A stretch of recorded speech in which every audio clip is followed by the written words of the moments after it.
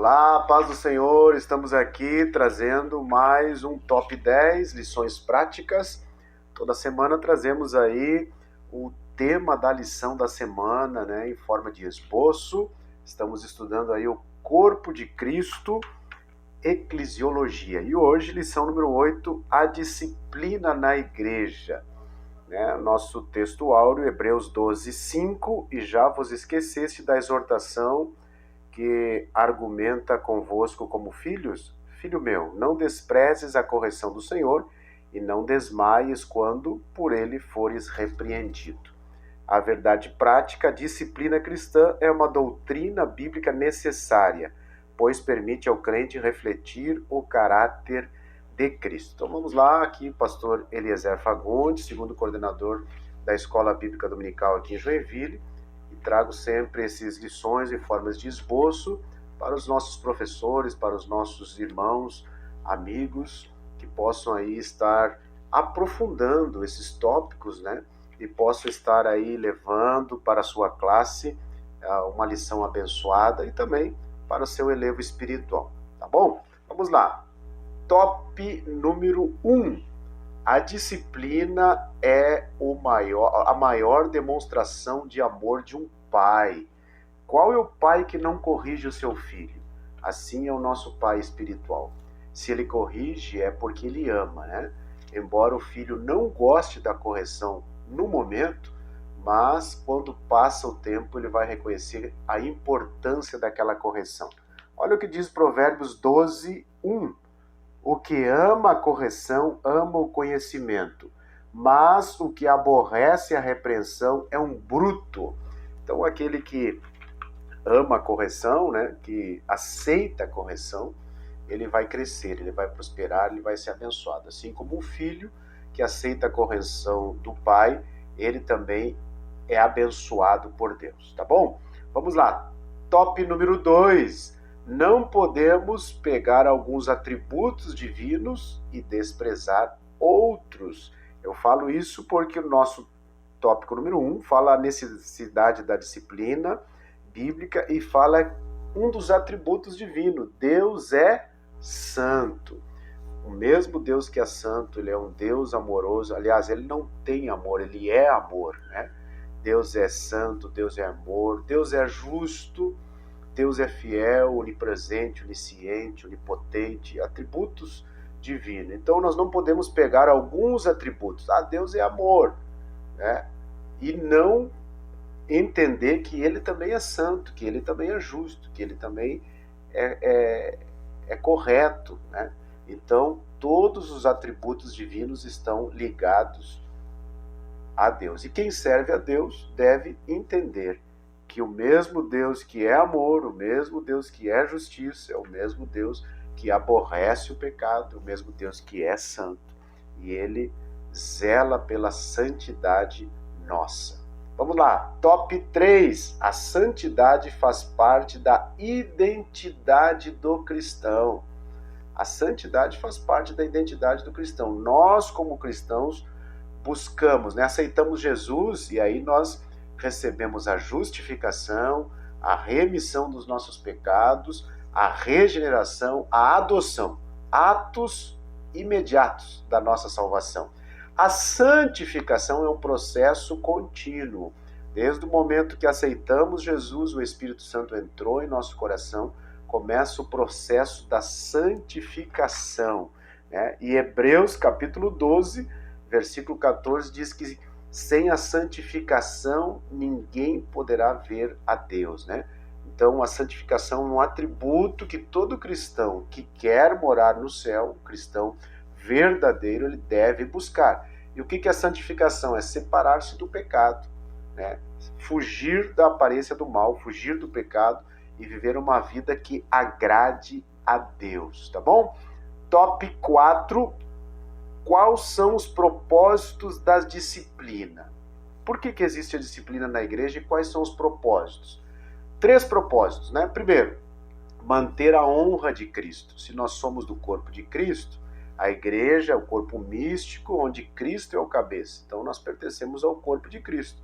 E se Cristo é santo, a igreja é santa e nós procuramos e devemos ser santos. Então, manter a honra de Cristo. Quando eu procuro a santificação, né, e fujo do pecado, eu estou mantendo a honra de Cristo. Então, quando eu não faço isso, a igreja precisa disciplinar esses membros para que a honra de Cristo seja mantida. O segundo propósito da disciplina, né, frear o comportamento pecaminoso. Porque o comportamento pecaminoso é como um vírus, ele se alastra, né, ele se alastra. E se ele não for freado, se não houver uma punição, uma sanção, ele vai se alastrando, né? E aí tem aquele ditado, não dá nada, não dá nada. E é o que mais o inimigo quer que aconteça, que todas as pessoas vivam uma vida, muitas vezes, religiosa, e não sendo corrigido, não sendo confrontados pela palavra. E terceiro propósito da disciplina é não tolerar a prática do pecado. Então, por isso que a igreja usa a prática da disciplina e deve usar. E é bíblico. O próprio Deus, quando o homem pecou, Adão e Eva pecaram, o que Deus fez? Deus foi lá e deu uma disciplina, uma correção, né? Eles tiveram algumas restrições, eles tiveram que se vestir, né, com peles de animais, tiveram que derramar o sangue de um cordeiro. Aquilo ali era apontando para Cristo, que perdoaria os pecados de toda a raça humana, né? E também eles foram expulsos do paraíso, né? Foram expulsos do jardim do Éden.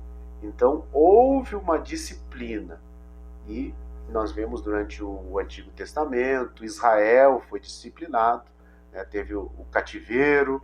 O cativeiro foi uma disciplina que Deus aplicou para o povo de Israel. E aí nós vamos para o Novo Testamento, nós vemos Paulo em Coríntios, né, trazendo disciplina, nós vemos Ananias e Safira.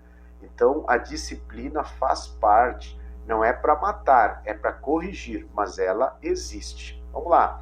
Top 5, para o crente, o pecado é um acidente de percurso. Nós não podemos dizer que nós somos crentes e não pecamos. Olha o que João, né, primeira epístola universal do apóstolo João, capítulo 1, versículo 8.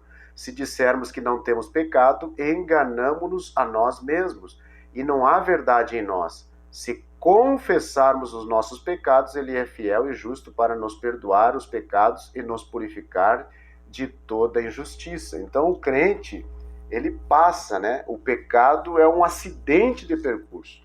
Mas quando ele enfrenta o pecado, ele deve reconhecer a misericórdia do Senhor, a graça do Senhor o alcança, ele passa, né, pelo processo da disciplina, comunica o seu líder, né, sai fora de alguma atividade, aí o seu líder vai determinar, o seu pastor, como que vai ser, e ele é curado, ele é tratado, restaurado e retorna ao convívio da igreja, retorna ao convívio das suas atividades. Isso que é disciplina, tá bom?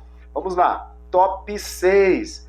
Vá a uma igreja onde você é confrontado pela palavra, porque você estará crescendo espiritualmente. Muitas pessoas não querem ser confrontadas, mas a disciplina, nós não podemos ter a ideia que disciplina é punição. Não, disciplina é correção, é instrução, né? Quando você vai num culto de ensino ou numa escola dominical, você está sendo disciplinado. Então é importante o crente buscar, né, o confronto pela palavra. Não podemos criar uma geração onde não é confrontada pela palavra, né? Não se prega mais o que é pecado, o que não é pecado, o que é errado, e está tudo bem, vive como você está. Não, nós devemos estar na igreja onde a palavra de Deus nos confronta. E quando a palavra de Deus nos confronta, ela está nos disciplinando, ela está nos corrigindo, nos instruindo, nos fazendo a gente melhorar. E aí o nosso processo de santificação, um dia melhor do que o outro, buscando acertar, buscando corrigir. Alguma coisa errada, pede perdão para Deus. Se for o caso, comunica ao seu pastor, comunica ao seu líder. Não participa da ceia se você estiver em alguma coisa errada. Antes de participar da ceia, comunica ao seu pastor. Não faça autodisciplina também, que é outro erro, e nós vamos abordar aqui também. Tá bom? Vamos lá, top 7. A disciplina não é para matar, e sim para restaurar a pessoa. Então, Provérbios 27:6, ele nos diz algo muito importante, esse versículo que diz assim, Provérbios 27:6, fiéis são as feridas feitas pelo que ama, mas os beijos do que aborrece são enganosos. Muitas vezes a disciplina, ela causa dor, insatisfação. Nenhum filho gosta de ser disciplinado, mas posteriormente ele vai agradecer por aquela correção. Então, a disciplina não é para matar ninguém, é para curar. A gente não pode tratar um problema causando outro problema, como muitas vezes era feito um tempo atrás, né? Trazendo uma coisa à tona ou escandalizando, e aí muitas vezes, em vez de corrigir um problema, constrangia a pessoa, né? Colocava a pessoa exposta, e isso aí causava trauma. Em vez de você colocar o remédio na ferida, você apertava mais a ferida, né? E aí não tinha mais jeito. Então, a disciplina, ela tem que ter essa intenção de restaurar, de corrigir. Sabe uma coisa muito importante? Se coloque no lugar da pessoa que está sendo disciplinada, que aí você vai ver como é importante a pessoa tratar com amor, com carinho, com respeito, né, aquela outra pessoa que está passando por uma situação de disciplina, tá bom?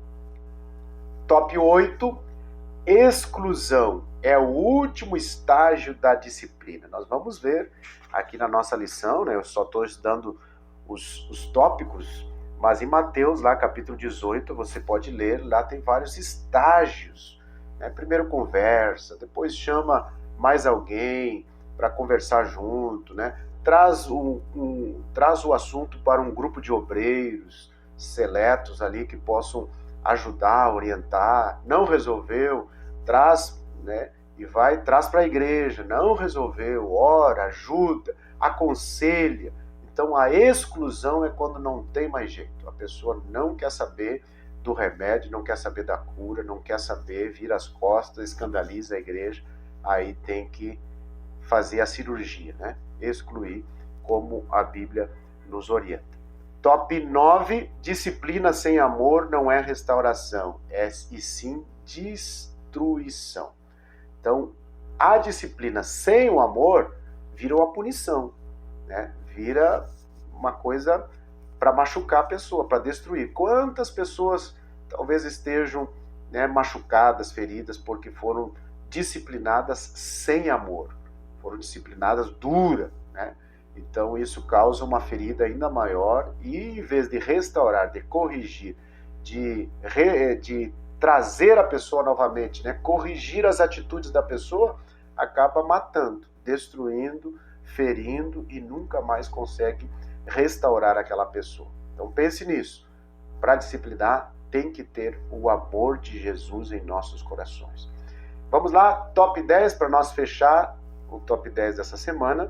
Devemos evitar os extremos. Quais são os extremos? Primeiro, não precisa disciplinar. Tem pessoas que acham que não precisa de disciplina, que não existe disciplina, que a pessoa pode participar da ceia, das atividades da igreja, não precisa confessar, não precisa falar para o pastor, não precisa nada, que Deus conhece todas as coisas. É um erro, né? A Bíblia fala que nós devemos confessar uns aos outros, e aquele que confessa alcança misericórdia. Devemos comunicar ao nosso líder espiritual. Ele tem uma responsabilidade, uma autoridade de Deus para orar por nós e abençoar as nossas vidas, né? E que haja o perdão de Deus sobre a nossa vida, se é um obreiro, se é um líder, passa por um momento de restauração, né, de acompanhamento. Então tem tudo isso. Então os dois extremos é um erro, não precisa de disciplina, e o outro extremo é a autodisciplina. A pessoa mesmo não fica com vergonha de confessar, de falar, e ela mesma, eu vou ficar uns 2 meses sem tomar ceia e apareço novamente.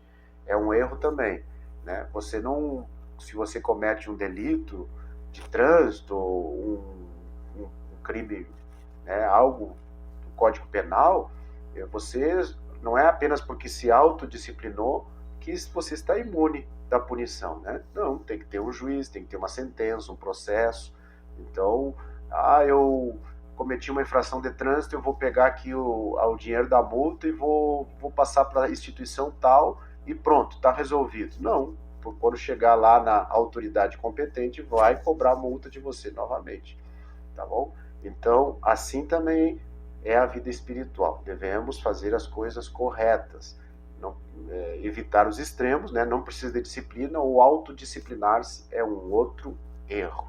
E tem pessoas que se acham indignas, que acham que não tem condições nunca de tomar ceia, de participar de algo nenhum, é uma outra linha teológica, não participam de ceia, não fazem nada, porque se acham indignos, acham que não têm condições, que são pecadores, não têm condições de participar do corpo de Cristo.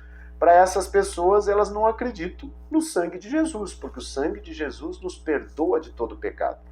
E o sangue de Jesus, ele tem poder, né, para perdoar os nossos pecados. É claro que por nossas obras e nossas atitudes nós não temos condições, mas é o sangue de Jesus, é a graça, é a misericórdia dele que nos alcança a cada dia. E aí nós vamos com fé para o culto de ceia, pedimos perdão de algumas atitudes nossas do dia a dia, né? E participamos da ceia, crendo que o Senhor nos perdoa todos os dias. Tá bom? Gostou dessa lição? Compartilhe, deixe seu like, seu comentário. Semana que vem, querendo Deus, estaremos novamente aqui trazendo mais um Top 10 lições práticas. Um abraço, fique na paz do Senhor.